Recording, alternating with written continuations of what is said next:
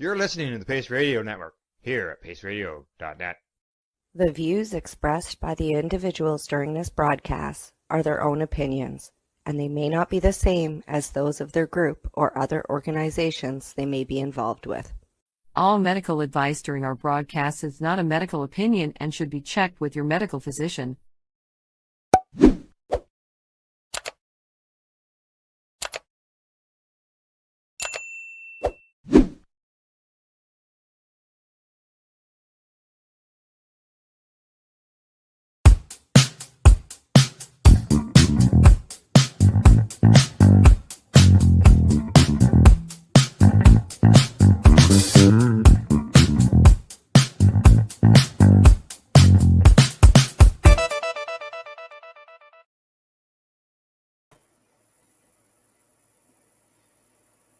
Oh, I think we lost Steve. Cindy, Okay, we're live today on Tuesday, November 19th, 2024 on paceradio.net and streaming everywhere. What you got there? I have my water bottle from Tandava. Tandava Retreats. Thought I'd show it off. Wow. Yeah. Show off. You've got one. Look, oh, geez, we got nice, yucky, rainy weather. Actually, it's not raining. It stopped just for the podcast. Just for the podcast. It's coming back, though. I looked at your weather. Yeah, thanks. Sorry. It's always sunny in here. Did you like that? It's beautiful. I love your little fan of white thing. How you doing, Steve, besides crappy weather? Doing okay. Life is going pretty good. Things are moving along, faster than I was really anticipating, and I don't mind that at all. After the Spirit Plant Medicine Conference, things have been rolling right along, and oh, look at that beautiful little moonlight with a mushroom growing on it for the mushy moment. Oh. All right. How are you? Yeah, things are getting busy for you. Even down here on the East Coast, I have I've got to get a package out tomorrow to a local dispensary that's interested in your products, which makes me really excited. It'll be nice to have a place to send somebody when I'm not available. Oh, well, you can just go over here. Yeah, it'll be nice when the mail strike's over and we can actually get stuff going faster. Wouldn't that be nice too? Yep. I'm out of gummies. I have like 3 left. I think we can air fly some out there and get them to you by early tomorrow. Oh, yeah, for $483. Because the couriers are jacking their prices because of the postal strike right now. Well, I have to say, I went to mail 3 packages away, and it cost me double to send them by courier than what it was to send them by post. Yep. Now, yep. I get why they're doing it. You do it around this time of year. People want packages to go. Usually you get a bit of support, but I got a feeling they're going to get a whole lot of not so much support this round. People are already kind of grumpy out there, so don't make them grumpier by not getting the mail through or checks through or presents through. Like, come on. Yes, I am just doing the share thing. Then I'm just going to sit here and watch you. No, don't do that. You keep talking. Because I'm just trying to get the podcast. Yeah, some of the things went funky, and the auto fire up on some of the sites isn't really working. That seems to happen every time there's like a software upgrade in this one or a software upgrade here, and then it's we got to iron out some of those glitches. It's not doing this anymore. It's kind of going.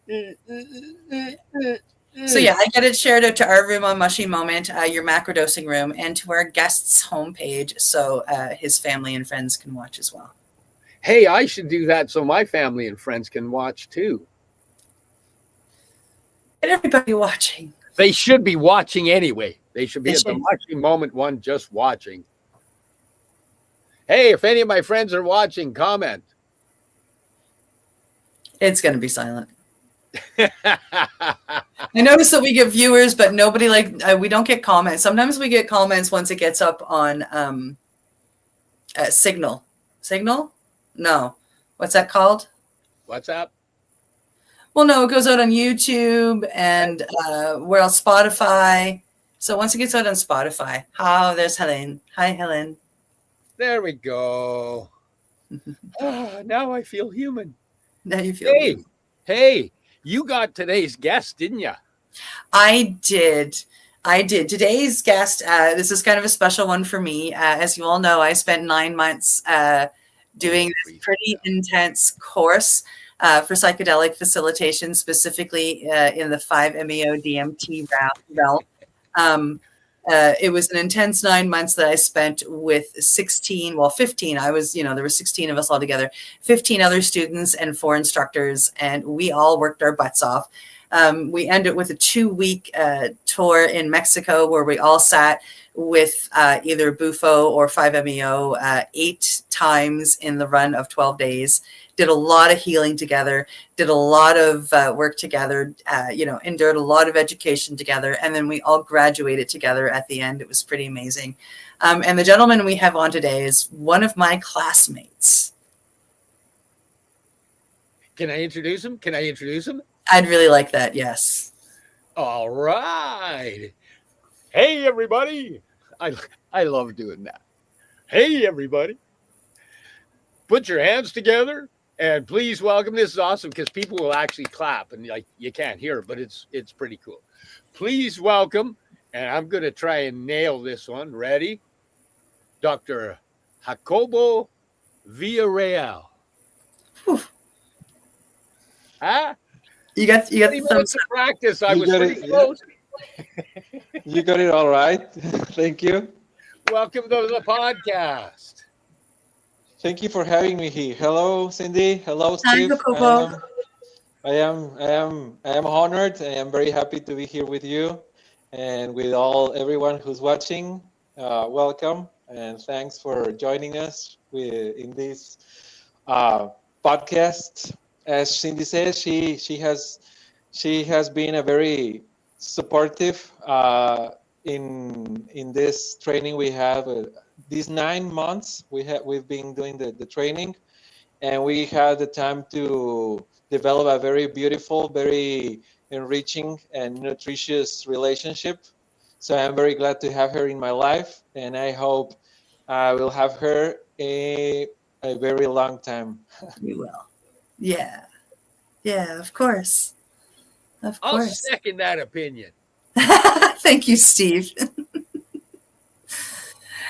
We are very honored to have you on this podcast. You were the first of anybody coming out of the 5 training, our cohort, to come on the podcast. And I'm really, really excited. And I do hope to bring everybody else over time. Jacobo, I told you ahead of going live that we like to ask a specific first question we ask of everybody. This podcast really is about healing, specifically in the natural and psychedelic realm. And that is how we met. We met through the psychedelic realm, through this beautiful medicine of Bufo alvarius 5-MeO DMT. And so my question to you is what brought you into this realm? As a doctor, as somebody who has studied the sciences, what brought you into the spiritual realm to want to bring in natural and psychedelic medicine and meld it with your practice? Well, I think if I would start with one word, it will be a rebellious act. So when I was 20 years old, I was very curious about psychedelic plants and weed and all. Oh, mostly mushrooms. The only psychedelic I knew was mushrooms, and I had done a couple times weed or so. So I have been doing a lot of research on them. ever since I did Wait for the first time, I started to dig a lot of information. And then my family had a trip to Europe, Amsterdam. So that was when I was 20 years old. And whenever my father told me that we were going to Amsterdam, I knew what I was going to do in there. So I was really really excited. And when we got there in Amsterdam, I quietly stayed apart from my family. They were like sightseeing, and I got lost for the day. And I started asking the persons on the street, where should I be able to find some mushrooms, magic mushrooms. And there they were. They pointed me to a place that was called a smart shop. And upon asking one or two persons, I arrived to the place. And it was a very strange and weird place because it had a lot of paraphernalia, bongs, and a lot of stuff in the shelves in there. And there was this big man with a mustache who looked right through at me, and when I came near the shelf and asked him about the shrooms, he looked me in the eye and told me, like, "This is the first time you're gonna do this, right?" And I was like, "Yeah, how did you know?" So, well, in that case, he took 3 boxes from under the shelf and told me that this is like psilocybin mexicansis. This is the mildest room I got for you. These are 3 grams, and what you're gonna do is you're going to take this in a quiet space, and you're gonna have half of it. You're gonna eat it, and you are going to feel whatever you are supposed to feel. If at any moment you want it to be over, you just have to eat some sugar or candy, and it will go away.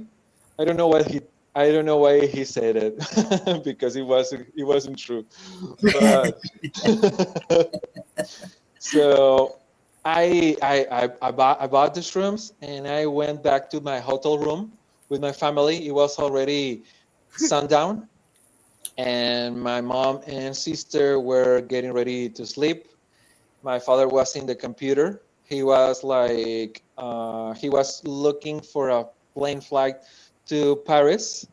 That we were going to have a tour the next day, so we had to take a flight very early in the morning. And he was buying the tickets. So I got on the bed, and I took my notebook. I took the recorder. I was supposedly going to record myself for this, and then I took the half of the mushrooms, and I take them. And there I was, like 10 minutes, 20 minutes, 30 minutes, 40 minutes, and I wasn't feeling anything. So I got I got desesperated and got the other half. So it hasn't passed like 5 or 10 minutes when I started seeing the walls like it was like an oil painting where you put water on it and it started like to fall away.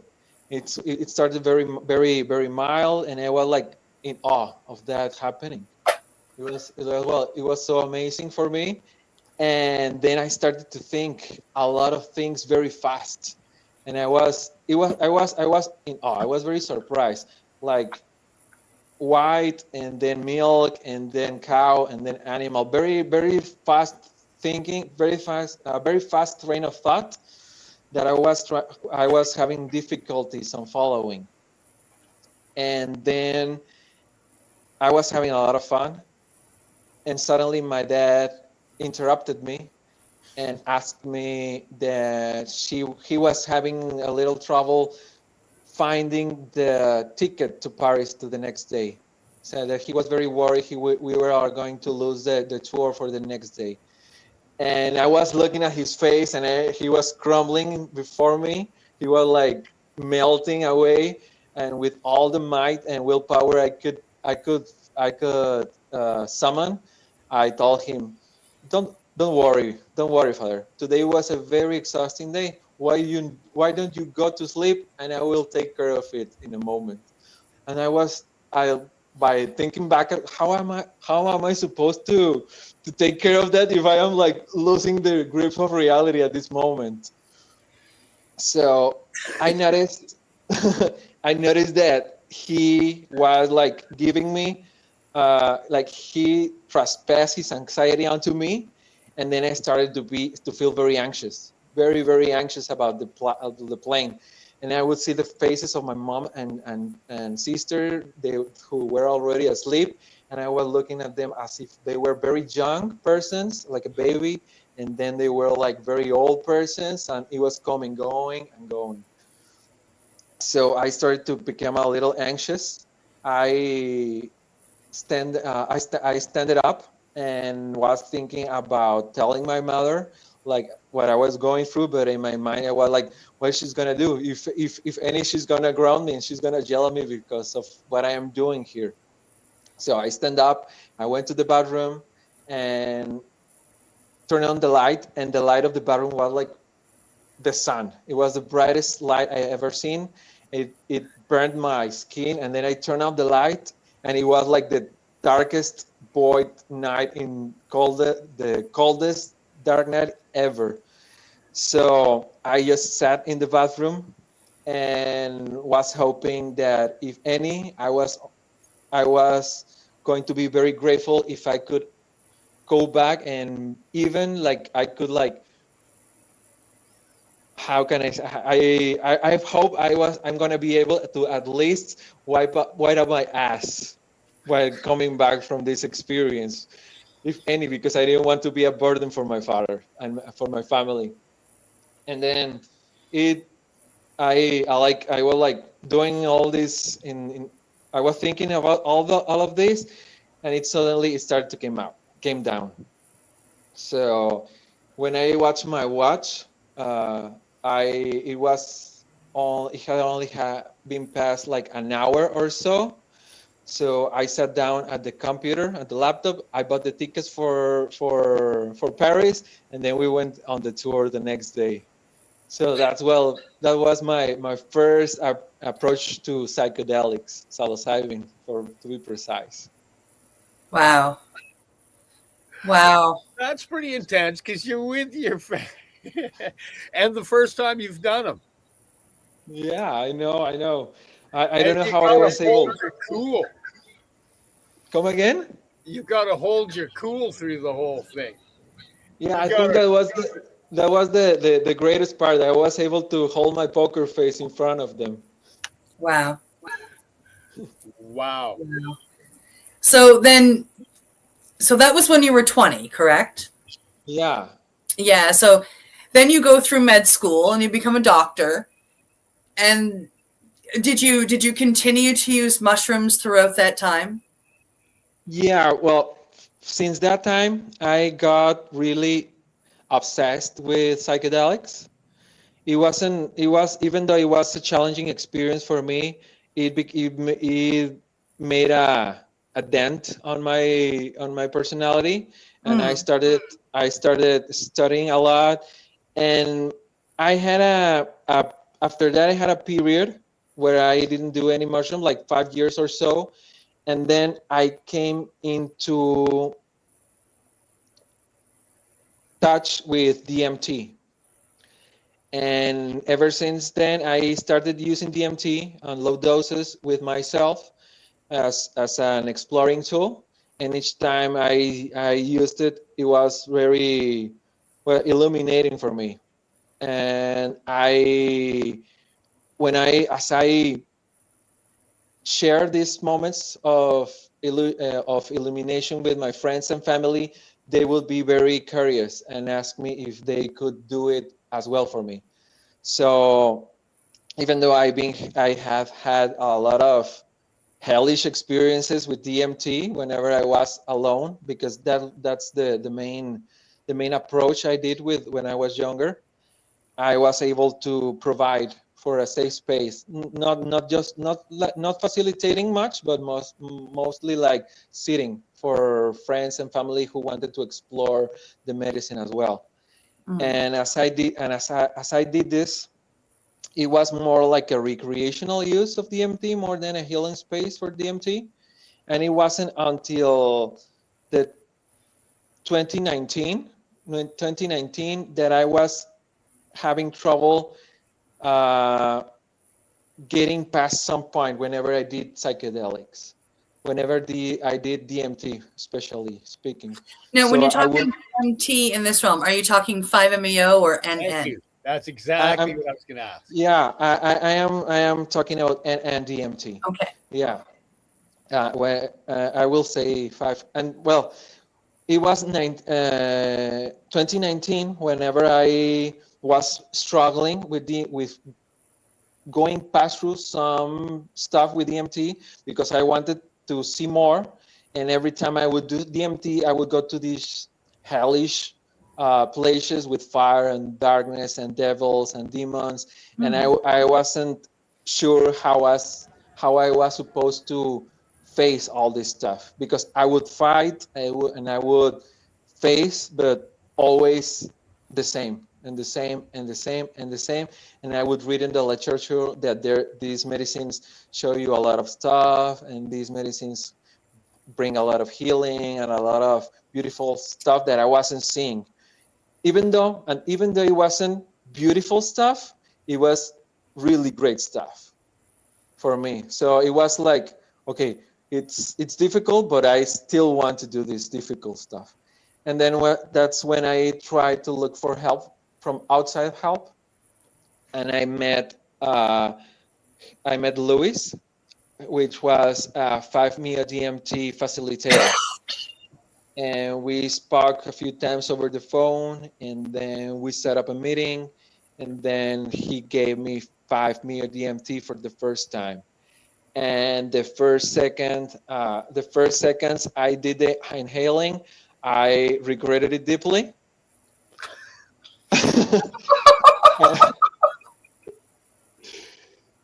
And the thing with that, it was like I was facing madness. I was facing madness, and I was really standing still. I wasn't very dynamic at the time. I was like really trying to grip myself to this reality and being scared. Yeah, I was scared. You weren't letting go. You were doing the struggle then. Yeah, I was struggling and trying to keep my grips on reality until the effect wore down. And when the effect started to go down, I was like very shocked, and I started laughing nonstop. Like I was finally able to. It wasn't up till the effect were starting to wear down when I was able to let go, and I started to laugh and laugh and laugh, and I literally became. I literally dived into madness, and I was like yelling like you could like the Joker in that kind of laughter, and I couldn't help myself, and I was rolling on the grass, and I couldn't stop. And it was really, really great for me to be able to feel and let go all that laughter that was stored up in me. I was like right up until that moment, I was a very stuck up person, and I was very serious, and I was very, well, the opposite of laughter. I was very serious. And I noticed how this laughter that was coming out in this moment was all a stuck up laughter that was inside of me that I had been repressing for a long time. So it was really healing for me. It was really, even though I realize now that I didn't let go completely, it was a somewhat release or breakthrough to some degree for me. Layers. It was a layer that. Yeah, it was a layer. Yeah, correct. And when I was coming down, as I was coming down, I just knew it, that I had never done this in a professional way. I was keeping my friends and family safe, but as I saw Luis, who facilitated me, that was doing his work in a more professional, he lives of, he makes a living out of that. I knew, like, he doing that to me was like he was showing me how to start doing that, and that's where I stuck with him, and I asked him if I could join him in facilitating 5-MeO DMT, and we will be doing this for about 1 year and a half, maybe 2, and I would travel with him. And he would come also to Monterey, and we will do Friday, Saturday, and Sunday, like 10 facilitations a day, one-on-one. And it was really really hard work for me. I would do with him, I would do 5-MeO DMT once a month whenever I started doing them. And then I would take a period when I would do a little bit more to be able to get familiarized with the molecule. And then I was at first afraid of the implications of giving 5-MeO DMT to other persons in a more structure, or in a more, well, this is me and I'm facilitating you. I am not just taking care of you. I am giving you a safe space. I'm trying to maximize benefits. I'm trying to help you get the most of this experience. And that's how I started to study. Well, I have always studied a lot. But since that experience and me following Luis, I started to going more deeper, and specifically to 5-MeO DMT, which was the tool that gave me my first real breakthrough. So that's why I have these special feelings for 5. More 5, it's the toad secretion, the bufo secretion. Mm-hmm. And that's my story about it. That's amazing. Thank you so much for sharing. Perfect timing too. That's actually an awesome story, man. That really is. You had me sucked right in there. I was right on it. It was like, wow, that was beautiful. But this is a good time, so we might as well take the commercial break now. Yes. It's break time. So time to check out our sponsors, pay some bills. You're here with us live on the Mushie Moment on paceradio.net, streaming everywhere. We'll be right back. Back in 3. You're listening to the Pace Radio Network here at paceradio.net. Legacy 420 have an awesome array of cannabis-infused beverages, from pop to Nature's Nectar's teas, all in amazing flavors. What a selection. We even have a delicious mango-infused juice, and let me tell you, it's delicious. Everything is infused in-house, so we buy our syrup from, the same place where everybody else buys their syrup for their pop, and the infusion is done in the lab. It's all canned here, labeled here, produced 100% on Tynaniga. We have 2 lines of drinks. One's called our Nature's Nectar. That was our original line that we came out with. And then we also have a line under the Ready brand.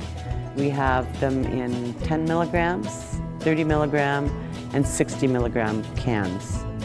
What a great selection for a get-together with friends or after a long day. Remember, if you want to wet your whistle with on-site lab-tested products, come see your trusted partner. Legacy 420 out on your road.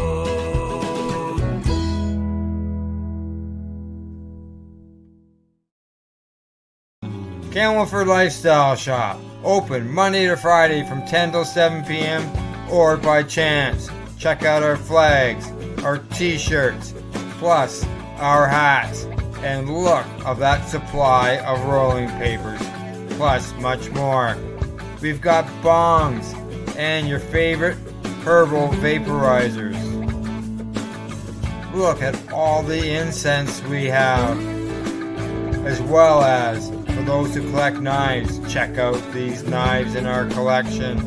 And while you're here, stop in to see Shay at the piercing room, where you can get poked by Shay.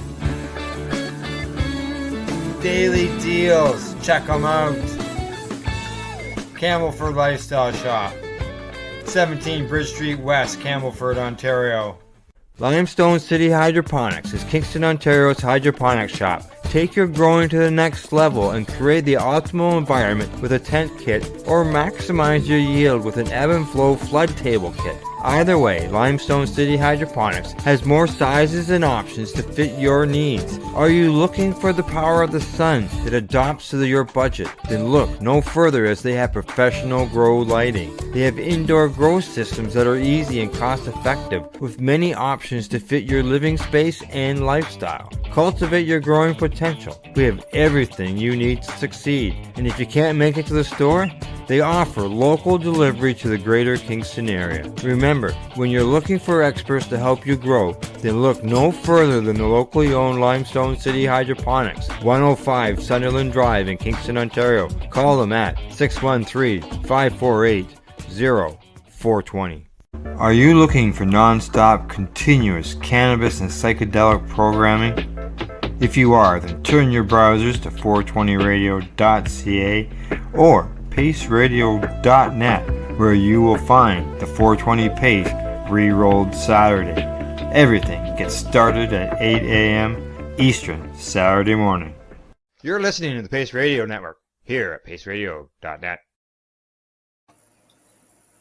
And Steve has missed it. That's okay. Here at paceradio.net. We're here with Dr. Jacobo Villarreal. Huh? That's nice. Nailed it. I have a question, because there was in your story, there was a point you said something, but that both Cindy and I laughed. And it was a very unexpected moment when you said, and on my first vape of the 5-MeO DMT, you regretted it instantly. You regretted it instantly. Now I know we both weren't expecting that. So can you just elaborate on that a little bit? Because that completely caught me off guard. Well, yeah, sure. Well, now thinking back at the moment, it was a really, really intense experience. It wasn't like anything I've ever experienced before, even though I had done NN-DMT, and I have done a very high dose of NN-DMT. I think it was mainly because I was with someone I didn't know, maybe.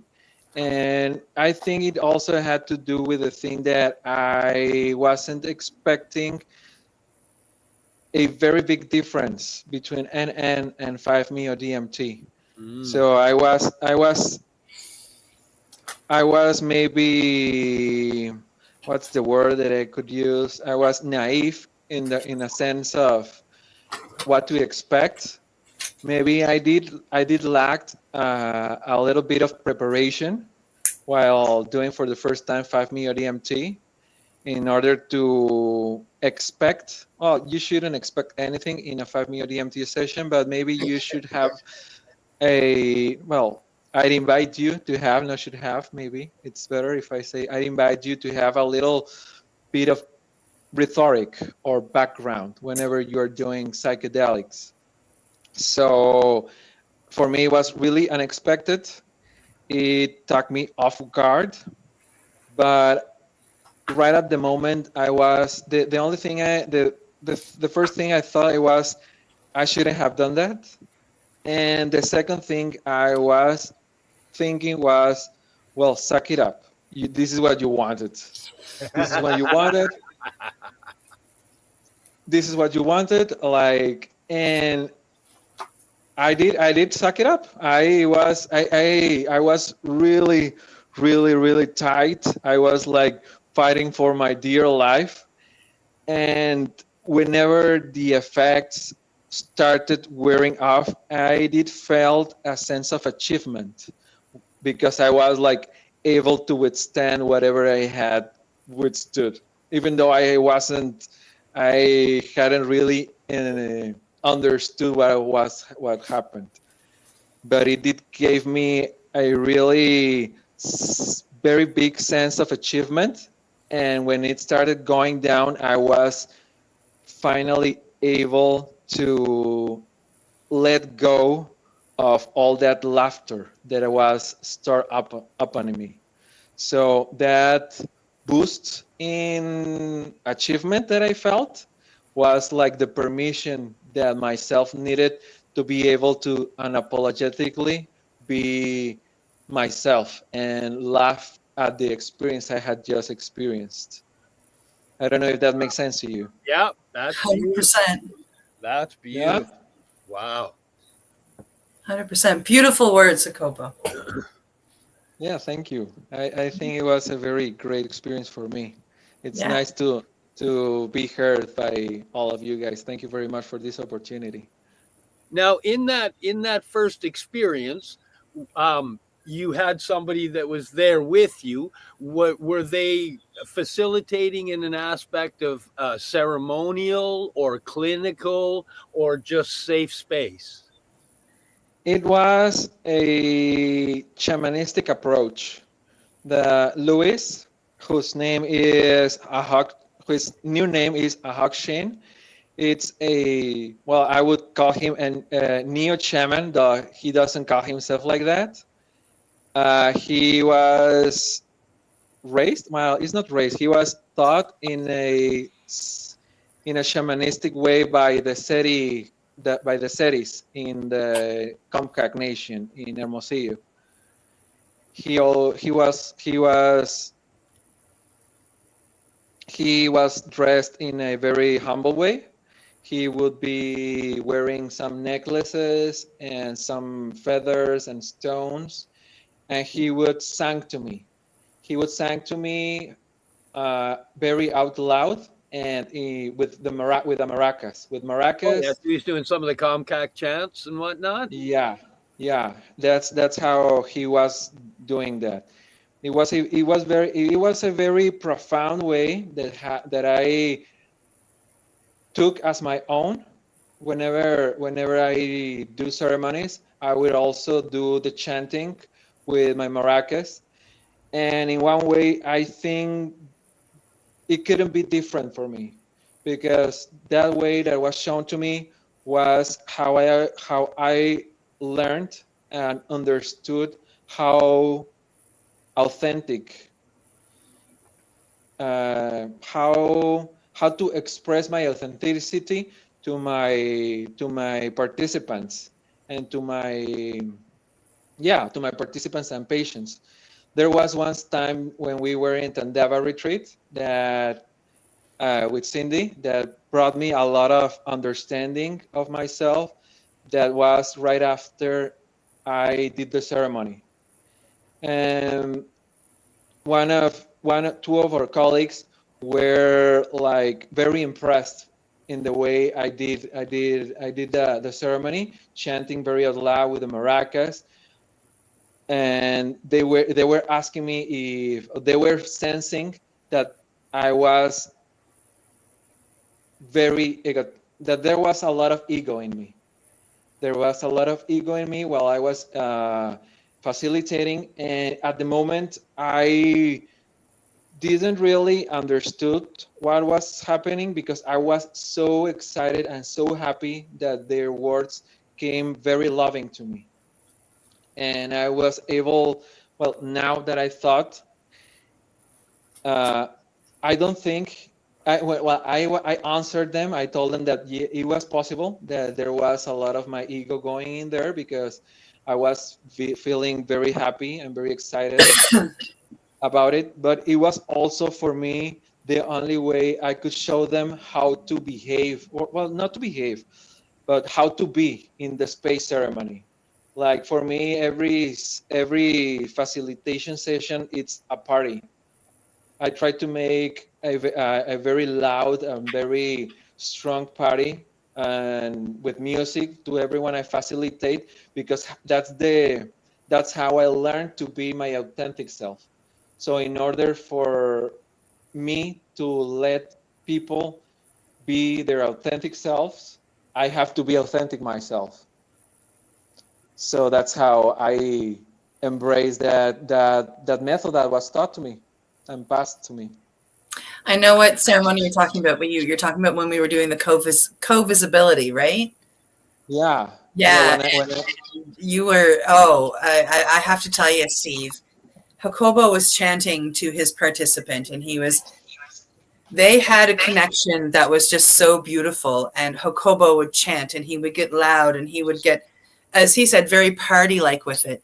And when the participant and Jacobo would lock eyes, Jacobo would know, and he would come out with a yee-haw, and it was perfect timing every time, and it was just so beautiful to witness. And it was, it's not something that I don't think he would use for every participant, but in that moment with that participant, it was definitely a necessity. It was very beautiful.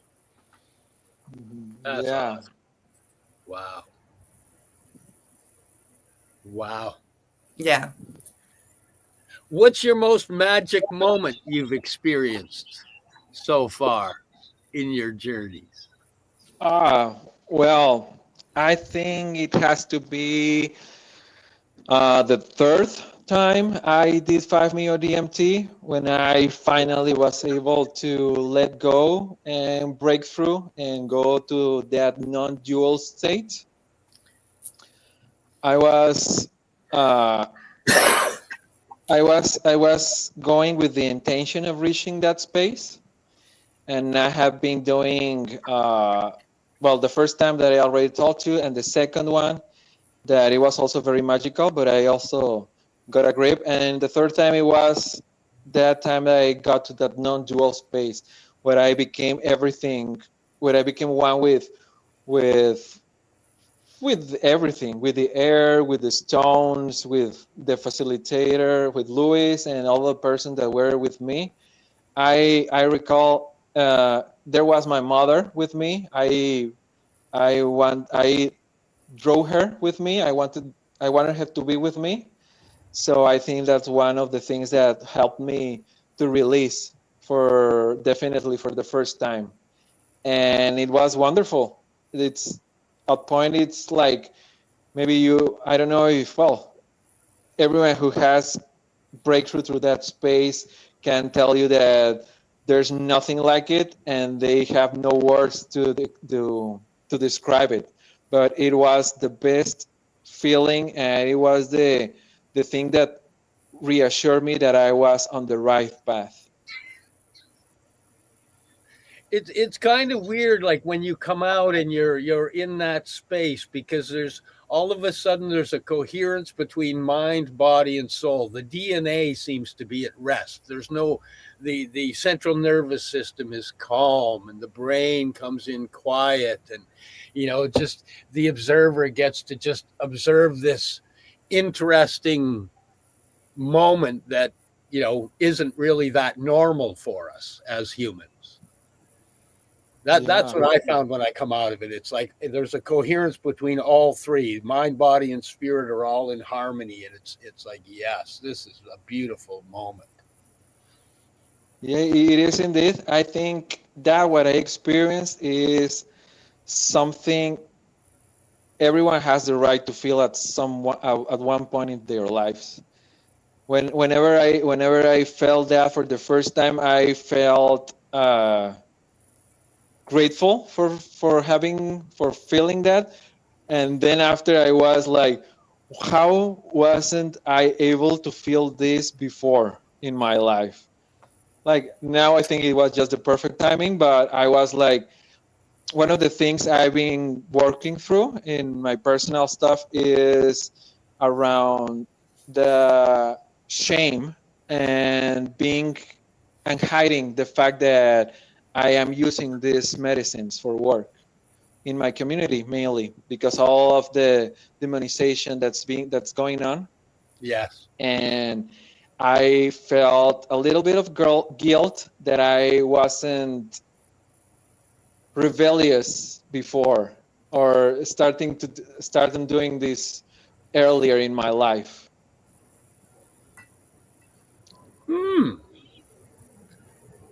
That's interesting. Yeah. What's going through your mind, Steve? I see you thinking. Well, mainly because when you first started, you were rebellious, and then you went through the doctor phase, and then you're coming back in, and you're kind of like, I should have been a little more rebellious there in that doctor phase rather than then. But really, we only get to be where we are. So Yeah, sure. everything is as it should be, and you're in the perfect spot now. Which is Well, now I know better, right? Well, now we all know better. Well, a little bit better. Oh yeah, I'm still getting my ass kicked all the time. Yeah, me as well. Sometimes you think it gets easier, but it doesn't get easier. It only gets weirder. Well, that concept of letting go, it's a hard thing to really, in those medicines. That's been one of my biggest struggles too, is the letting go. But in that letting go, the one thing I remember is when all of that fight finally went, okay, I'm done. And I just let go and breathed and said thank you and welcomed. All of a sudden, I was no longer me struggling. I was this little spot in this huge pool of energy that was in a huge, beautiful harmony of frequency. And it was like, oh my God, why have I been fighting this all this time? And in becoming that little spot of energy in that massive, massive pool of loving energy, it made my DNA understand that what my brain has taught it is really important, that keeps my central nervous system on edge and the hypervigilance. It taught the DNA, hey, none of that's needed, man. It's not as important as you think, and we need to just And it's been a beautiful change of state for literally my whole avatar being. It took quite a while for me to have that breakthrough period. But when it did, you realize you're just a small piece of this beautiful, huge picture, and the importance that we've laid on it as this avatar that needs to. No, it just needs to love the fact that it's a piece of it all and enjoy this whole reality. Yeah, for sure. That reminds me that one of the, not one, but the reason that I was laughing nonstop on the first time, and also the third time when I was coming back, was exactly what you were saying. That I was like laughing to the absurd of, we are just what we are, and what am I fighting everything, and what I am so angry at, and what I am so sad at, and what do I complain everything about? All that stuff that stopped having meaning at the moment where you are under the effects of 5. That makes it so. I was really silly at the moment. Oh, I can see the laughter coming out because you get to see the absurdity of everything you've been holding in your brain, and you're struggling so hard to hold on to all of it. And there's so much absurdity there. There really is. There's so many programs and just absurd things that we drag through our lifetime. And, when you get to realize, oh, hey, this is actually a beautiful place, and our struggles are actually beautiful things to be walking through. That, I had it pointed out that after every struggle, it was pointed out to me, after every struggle, I seem to be in a better place. So a friend of mine said to me, when you look in hindsight, you can see that, oh, that struggle, I came out better. That struggle, I came out better. So now if you struggle, just know, oh, it's going to come out better, and then stop struggling because you already know it's going to come out better. So that's my concept I'm trying to achieve and make happen right now, is that, oh, if I hit a struggle, stop struggling. You already know it's going to come out better than where you are.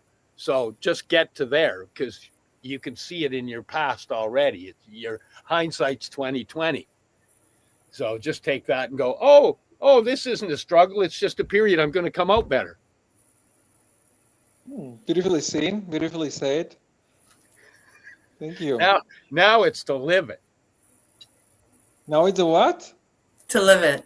Now it's to live it. Absolutely, absolutely. Ever you came down of that kind of experience, all you want to do is it's live, experience, enjoy everything, the little things. That was a very changing life changing experience for me. Very, very, very changing. I am very grateful for that. I am very grateful for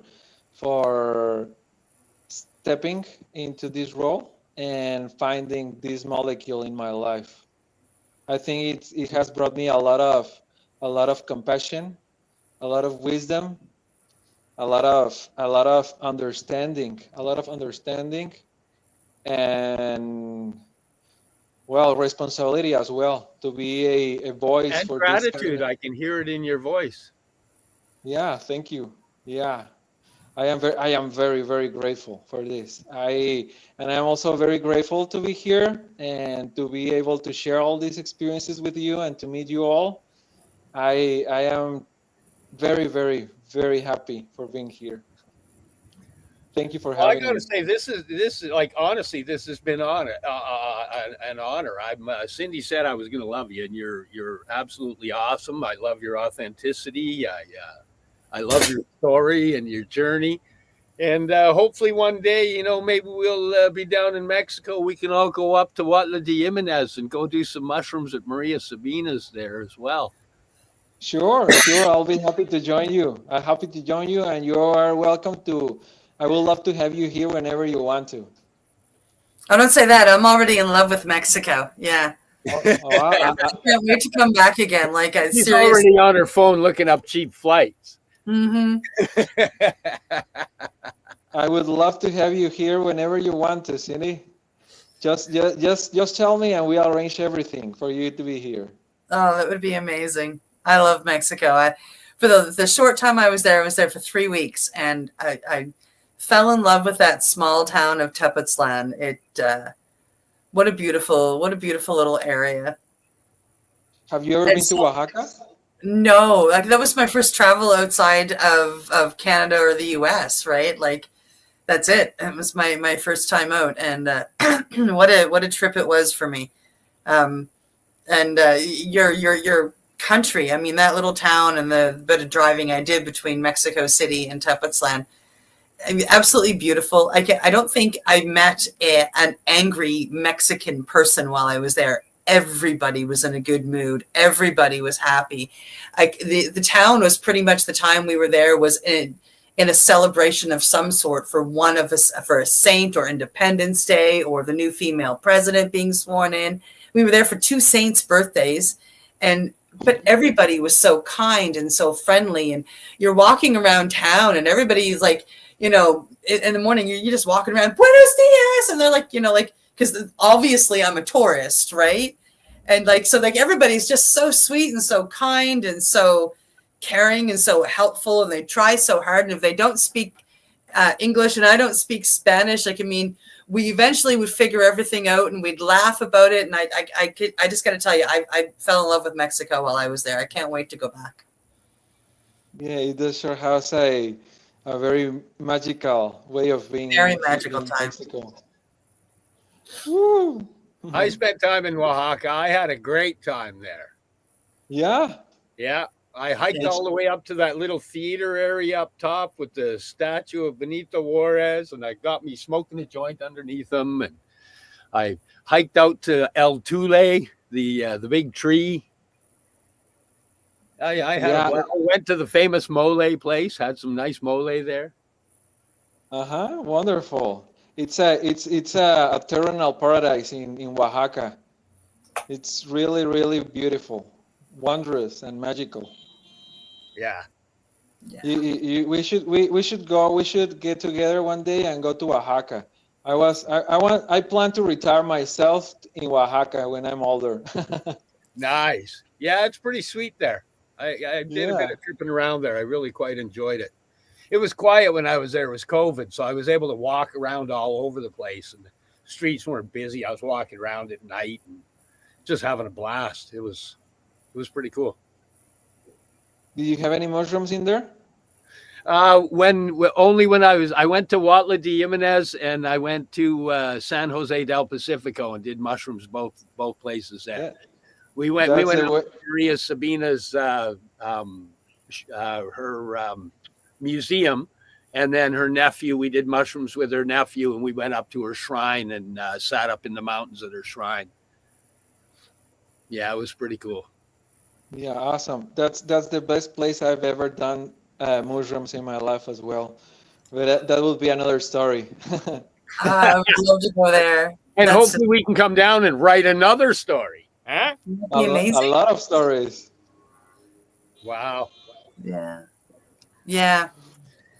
Well, Jacobo, we are getting close to the end of our podcast here. So this is where we ask you, if you have anything else you want to tell us, if you have anything else that you want to share, any last words? Should we share these things? Well, yeah, if you want to reach out and say hi, this is where you can find him. If you're down in Mexico. What? Come again?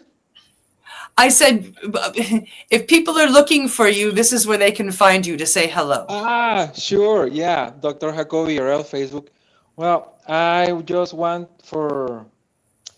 ending. I want to, again, to thank you for having me here. I want to thank you for making this space for all these persons that are walking this path on psychedelics.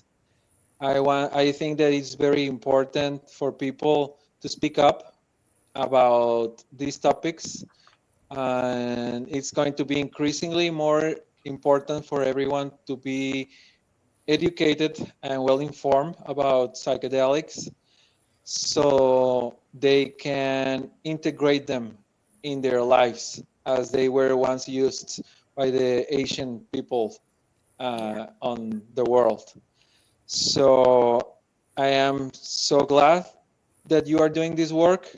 I am so happy that I am on this path as well. And I am very, very grateful for all the people that I've met in this path as well. Thank you for having me here. Thank you for being here. Thank you for being here. Yeah, stick around after the podcast, Jacobo. We will, once we play the ending and we will bring you back in for a little chat before we all go our separate ways. All right, I'll be here. Yeah, so don't go. And in the meantime, it's that time again. So thank you for joining us here on the Mushie Moment with my co-host, Rev Cindy, myself, and our awesome guest, Dr. Jacobo. We're proud to be coming to you live from paceradio.net. We'll see you next week with more exciting guests, healing information, awesome sponsors. Much love. Bye-bye. You're listening to the Pace Radio Network here at paceradio.net. The opinions of the individuals during this broadcast are their own, and may not be the opinions of their group or other organizations they may be involved with.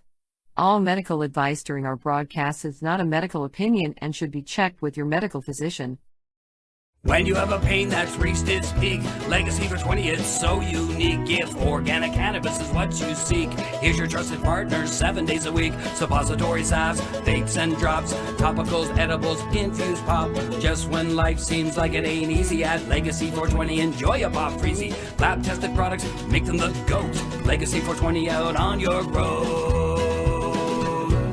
Legacy 420 in Tyndonega Mohawk territory. Indigenous organic cannabis at its finest. Enjoy the buzz of legalization with Campbellford Lifestyle Shop. From lights to plant nutrients, books, consumption accessories, and more. We've got all your basics to grow or consume cannabis. Visit our info center or take a look at our piercing services and body jewelry, now available in-store through Campbellford Lifestyle Shop. 17 Bridge Street West, Campbellford. Limestone City Hydroponics is Kingston, Ontario's hydroponics shop. Take your growing to the next level and create the optimal environment with a tent kit or maximize your yield with an ebb and flow flood table kit. Either way, Limestone City Hydroponics has more sizes and options to fit your needs. Are you looking for the power of the sun that adapts to your budget? Then look no further, as they have professional grow lighting. They have indoor grow systems that are easy and cost effective, with many options to fit your living space and lifestyle. Cultivate your growing potential. We have everything you need to succeed. And if you can't make it to the store, they offer local delivery to the greater Kingston area. Remember, when you're looking for experts to help you grow, then look no further than the locally owned Limestone City Hydroponics, 105 Sunderland Drive in Kingston, Ontario. Call them at 613-548-0420. We are people advocating cannabis education here at paceradio.net.